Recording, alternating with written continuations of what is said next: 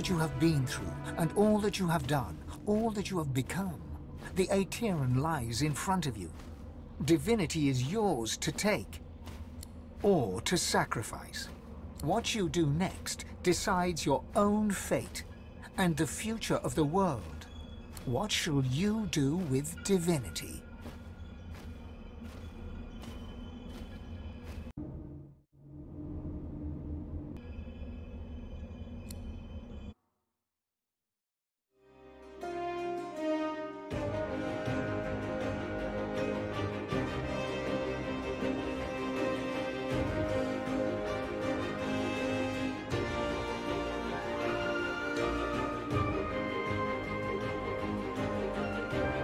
And so it ended. A tale that began with my own ill-fated attempt to rid the world of the Godwoken.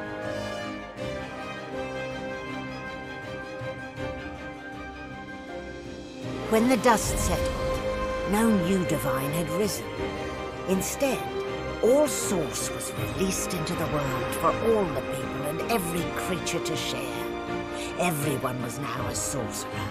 And united, the peoples of Rivellon pushed back the God King into the very depths of the void. This ushered in a new golden age of peace and prosperity.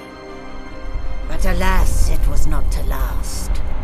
With many greedy for wealth, power and position, the struggle soon began anew. Source, the very language of creation, was used in violence once more. The never-ending contest for power continued. As for me, I was freed of the tyranny of the God King. To atone for my sins in this world, I spent the rest of my days taking care of the sick and elderly. I would tell the story of the Godwoken to anyone who would listen. The story of the greatest heroes Rivellon had ever known. The heroes who chose not to close the veil.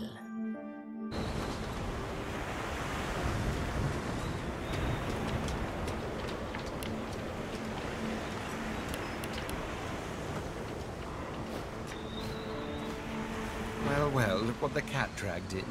A Godwoken. But what good is it to be Godwoken when Source is now a free-for-all, and there is no divinity to be had? Don't fool yourself. In the absence of a master will rise. King, God, there is still power to be had. As long as there is power, there is conflict. In that sense, I suppose I should look upon it all as an opportunity. People crave authority. They'll beg for a sorcerer king like me. Please, I'm not a dilettante. He sighs, which seems to ease his surly countenance. But come, we'll not part on bad terms, will we? Home. After all, I've dragons to raise. There may be an act. I do so long to see my palace again. To sit all day in perfumed shade and watch the white of the marble change with it. Above all, I long to be with Sadher. Long to finally have the time to love. Oh, but before we... Remember how when we first met, I took you by the jaw to inspect your teeth? Not something one forgets in a hurry. Now, if you recall, as per your own testimony, you've no culinary skills, you lack a sense of fashion, and you've little or no regard for personal hygiene. Still, I'm nothing if not a tolerant man who believes... What say you? Well, that's settled then.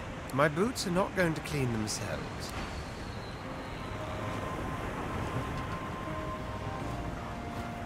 Malady stands tall and proud, sunlight sparkling off her mask. Well, here we are again. Get an eyeful. I have a lot of planning to do. Now that there's not to be a new divinity. She drums her fingers testily on her cross. All that work, all that effort, tossed into the gutter like a malformed child. You say that now. Never mind. She fingers the mask, covering her face. We've come a long way together. She looks you up and down. I guess this will have to do. Take a moment, why don't you? Relax. Enjoy. I certainly plan to do the same. Oh, I don't know. Perhaps our paths will cross again until we find out.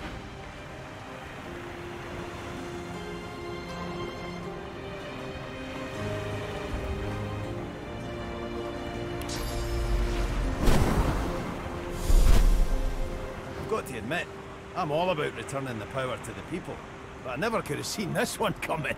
He eyes you slyly, but consents to one final tale. The beast of the sea rose triumphant, guiding his fellow Godwoken from an island prison to a final hurrah. Then began the process of rebuilding, restoring trust. Huh.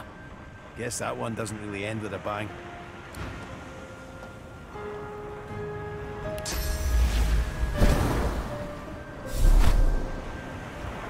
Source of all, eh? Bold move, I'll grant you that. I didn't think anyone considered the little people anymore. Time will tell. And that is the question, isn't it? No, of course you wouldn't. I intend to seek them out. A slight grin crosses the spirit's face. Hey there, Chief. So, a world full of sorcerers. What do you make of it?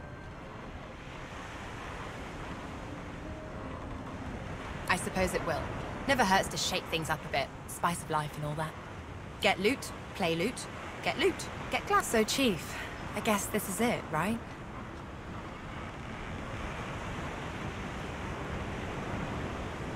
I won't forget you. And you can always come find me.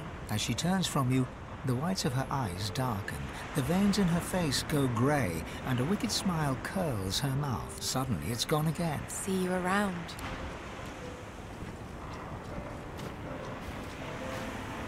I'm buzzing. I want to say it was brave. Gareth is still.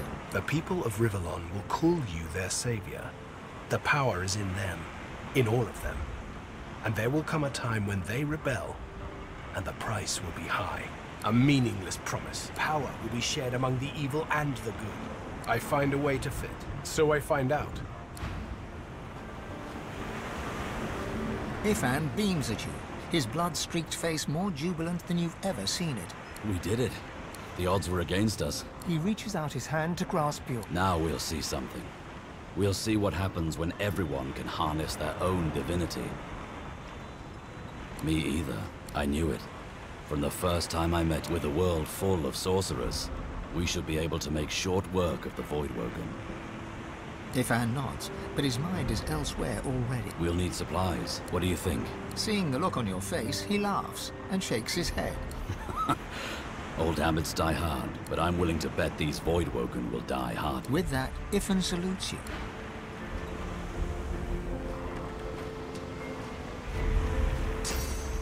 Thane is reading a volume of Cranley Hewlett's famous encyclopedia. I see. Intriguing. He glances up at you. Big, empty eye sockets taking in every detail. Well, well, there you are. A little leaner than when we first met. And a little less divine than you'd hoped, I imagine. As do I, it seems. Thane looks back down to the book, a bony finger running across the embossed leather cover. It could have been different, you know? I could have saved them. I could have found a way. I could have done more. Had they decided to live in peace with the mortals of Rivellon. Maybe we could have saved, but they made their choices. And I made mine.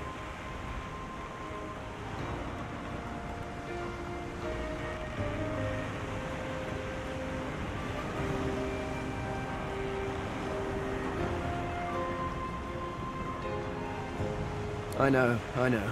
Or something. Then again, you are no average Rivellonian. So, what do you think you'll do now that we live in a world of minute divines? Thane nods grimly. Power in the hands of madmen is dangerous. But power in the hands of well-meaning fools? Empires have crumbled over less.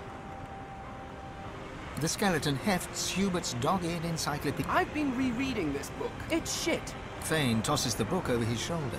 If you have spent your life staring at a thing, you can write about it with knowledge. You creatures have spent your lives trudging about this world, and you've grown blind to its miracles. Truly, good. Take otters, for example. Or octopuses. Octopuses? Regardless, the world is filled with absolutely incredible sights. And who better to catalogue them with the awe they do? Do you know, there is the idea that nothing is ever truly created. I suppose we are all Source, just in different form. But my people were Source too. although we didn't know it at the time. In a way, I was walking alongside the best version of them the entire... In you, I found a home better than the one I was pining. It gives me almost as much pleasure to speak to you as it does to be whole again. Consider me to be a gift from Malady. I feel better than you. I will always be an ally to those that carry swords, to those whose blood is of the heroes of old. And so, as always, I am at the ready. You look out to the endless beyond, and with a start, you realize where you must go next. You speak. The world was at peace, at least for...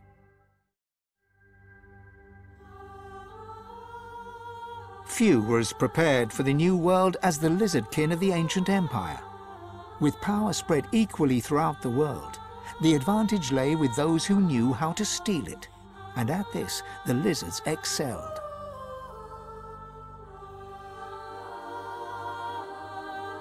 Justinia returned to her throne. Under her rule, the Dwarven kingdom prospered, until 2 years later, a jealous lover stabbed her in the heart with a mutton fork.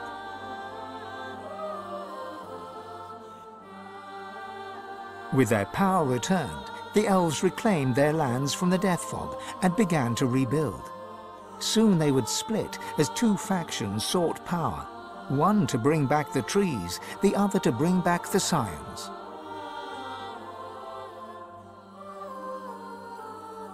A dwarven joke did the rounds. It ends with the punchline, "So Lucian dropped the Death Fog on them again."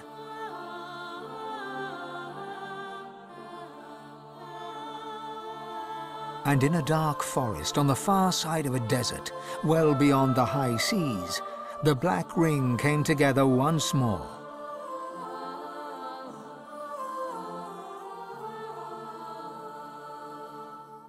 The island of Fort Joy, the old redoubt of the Source King Brachus Rex, was turned over to the people of Driftwood to use as they wished. They turned it into a holiday resort. Reaper's Coast prospered.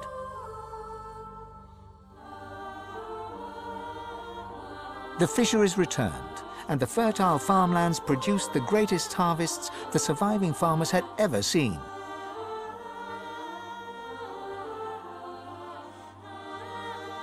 Blood Moon Island became particularly fecund, its soil producing the greatest crops. A particularly crimson-fleshed orange grown on the island became a delicacy across half the world.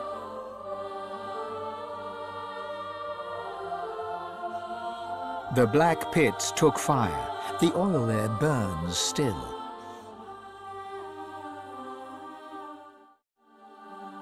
Driftwood became a centre of industry, trade, and transport.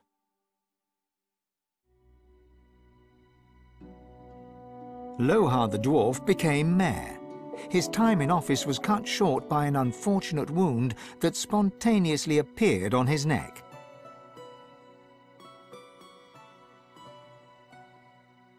The nameless isle had vanished. Although only open water remained, by instinct ships would steer clear. None of the captains could articulate why. Millennia later, adventurers would come in search of the legendary divine city of Arx and the crypt of the great Lucian.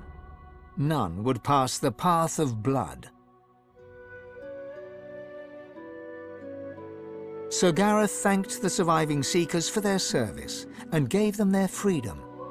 Disillusioned with the rising chaos, he set out alone to find a new purpose. He would never stop seeking.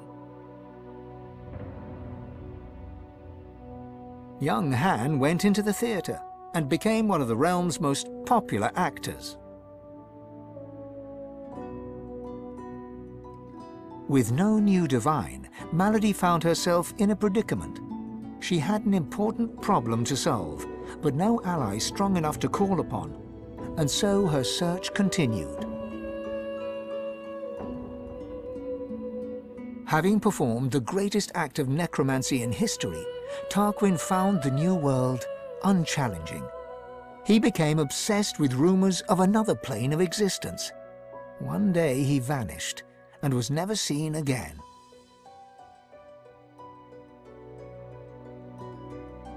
With the source released to the world, Ahu the wizard spent more and more time as a cat. One day he decided he would not change back.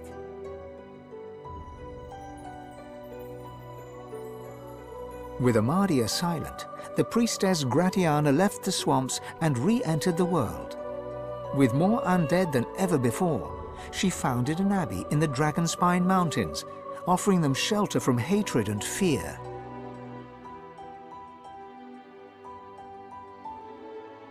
Jehan the demon hunter found himself at a loose end, so he opened a museum of demonic artifacts. After it burned down, with Jehan inside, witnesses claimed that the flames were the color of blood.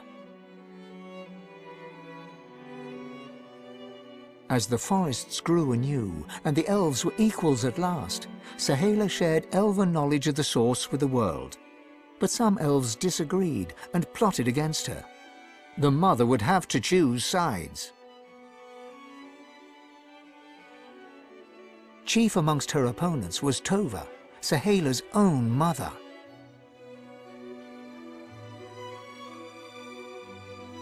The Beast of the Sea returned to the Dwarven Kingdom, this time as a lawmaker.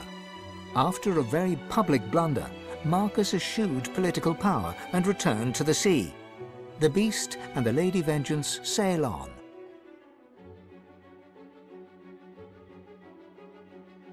As Source flooded Rivellon, Fane set out to record everything he could of this new world. As he travelled, he kept a socket peeled for signs of the Eternals, hoping to find the wife he'd lost. He's still looking. With a small band of elves, Ifan Ben Mesd replanted the lost elven forests. After the first fresh shoots broke the earth, he disappeared and was never seen again. Some say Afrit, his soul wolf, walks the forests still. The Red Prince came home a hero. With Sada, he had more dragons. Soon, Prince became Emperor, one who would not use his dragons for conquest. His realm knew peace, and the world did not burn.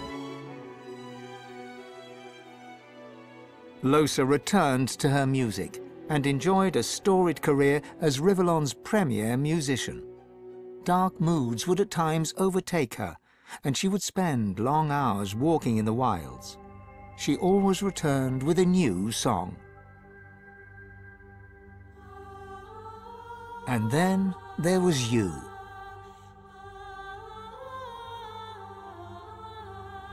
You returned to the world a sorcerer among many.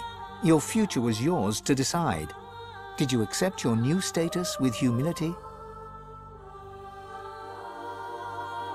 Only you know the truth, you and one other.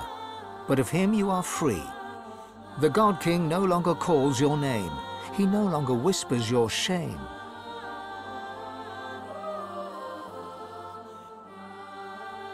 Only you know if you atone for your sins.